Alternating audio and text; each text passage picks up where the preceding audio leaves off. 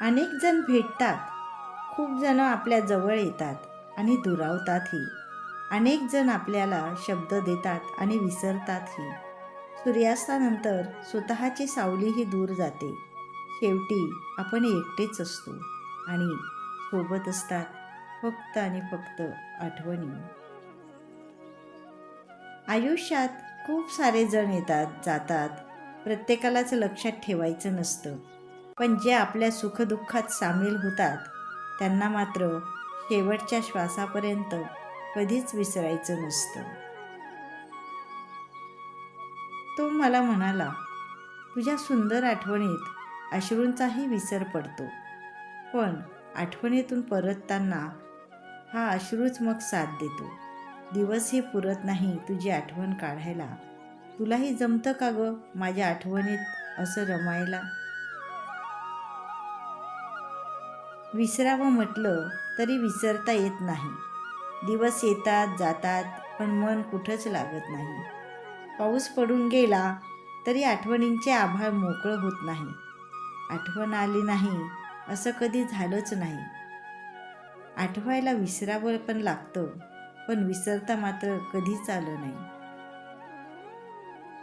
मोगरा कितीही दूर असला तरी सुगंध आल्याशिवाय राहत नाही.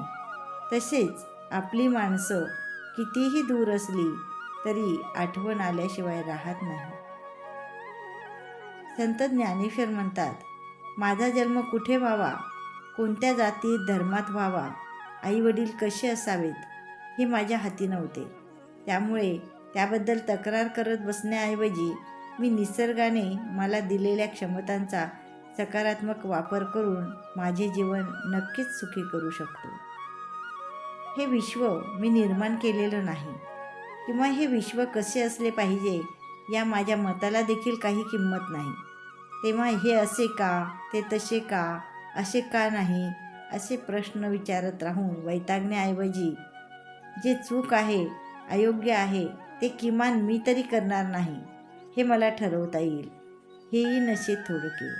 आज जरी यश, सुख, समृद्धी माझ्या पायाशी लोळण घेत असली तरी उद्या किंवा कधीही नष्ट होऊ शकते याची सतत जाणीव ठेवून मी अहंकाराला दूर ठेवले पाहिजे. माझ्या आईवडिलांची सांपत्तिक स्थिती, सामाजिक स्थान, त्यांचा स्वभाव हे देखील माझ्या हाती नव्हते. त्यामुळे ते कसेही असले तरी त्यांचे माझ्यावर प्रेम आहे हे मी सदैव लक्षात ठेवावे. माझ्या आसपास असलेल्या लोकांनी मला संपर्कात येणाऱ्या लोकांशी माझ्याशी कसे वागावे हे मी ठरवणे हे माझ्या हाती नसले तरी मी त्यांच्याशी प्रेमपूर्वक वर्तन करणे नक्कीच माझ्या हाती आहे. संयम, मृदू भाषा, मंगल कामना करणे हे माझ्या हाती नक्कीच आहे. काही नात्यांना नावं नसतात, तर काही नाती फक्त नावापुरतीच असतात.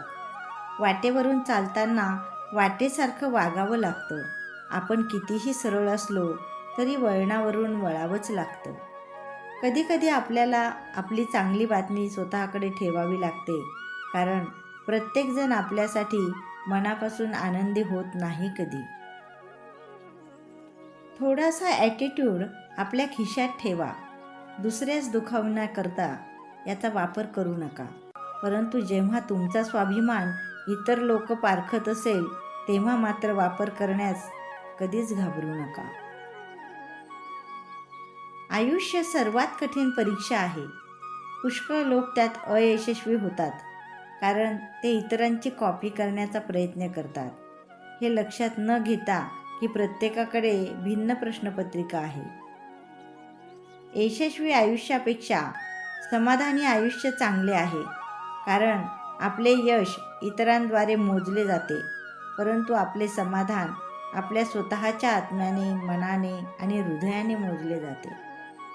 कधीही मूर्खाशी वाद घालू नका, कारण ते आपल्याला त्यांच्या पातळीवर खाली खेचतील आणि अनुभवाने आपल्यास पराभूत करतील. आपल्यापैकी सगळ्यांचेच आयुष्य मर्यादित आहे आणि जीवनाचा जेव्हा शेवट होईल तेव्हा इथली कोणतीच गोष्ट आपल्या सोबत नेता येणार नाही. मग जीवनात खूप काटकसर कशासाठी करायची? आवश्यक आहे तो खर्च केलाच पाहिजे.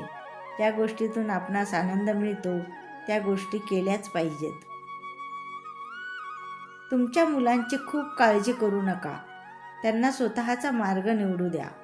स्वतःचे भविष्य घडवू द्या. त्यांच्या इच्छा, आकांक्षांची आणि स्वप्नांचे तुम्ही गुलाम होऊ नका. मुलांवर प्रेम करा, त्यांची काळजी घ्या, त्यांना भेटवस्तूही द्या. मात्र काही खर्च स्वतःवर, स्वतःच्या आवडीनिवडीवर करा. जन्मापासून मृत्यूपर्यंत नुसते राब राबणे म्हणजे आयुष्य नाही, हे देखील लक्षात ठेवा. एक दिवस आनंदाशिवाय गेला तर आयुष्यातला एक दिवस तुम्ही गमावला आहात. एक दिवस आनंदात घालवलात तर आयुष्यातला एक दिवस तुम्ही कमवला आहात, हे लक्षात असू द्या. आणखीन एक गोष्ट, तुमचा स्वभाव खेळकर उमदा असेल तर तुम्ही आजारातून बरे व्हाल आणि तुम्ही कायम प्रफुल्लित असाल तर तुम्ही आजारीच पडणार नाहीत. सगळ्यात महत्त्वाचे म्हणजे आजूबाजूला जे जे उत्तम आहे, उदात्त आहे त्याकडे पहा, त्याची जपणूक करा. आणि हो, तुमच्या मित्रांना कधीही विसरू नका, त्यांना जपा. हे जर तुम्हाला जमले तर तुम्ही मनाने कायम तरुण राहाल आणि इतरांनाही हवेहवेसे वाटाल. कुणाला मी पसंत आहे आणि कोण मला नापसंत करते या गोष्टीची मला चिंता नाही. माझ्याकडे आणखीन महत्त्वाच्या गोष्टी करण्यासाठी आहेत. जर तुम्ही माझ्यावर प्रेम केले तर माझं तुमच्यावर प्रेम आहे. जर तुम्ही मला साथ दिली तर माझी तुम्हाला साथ आहे. पण जर तुम्ही माझा द्वेष करीत असाल तर मला काळजी नाही. आयुष्याची गाडी चालते ती तुमच्या बरोबर किंवा तुमच्या शिवायही. धन्यवाद.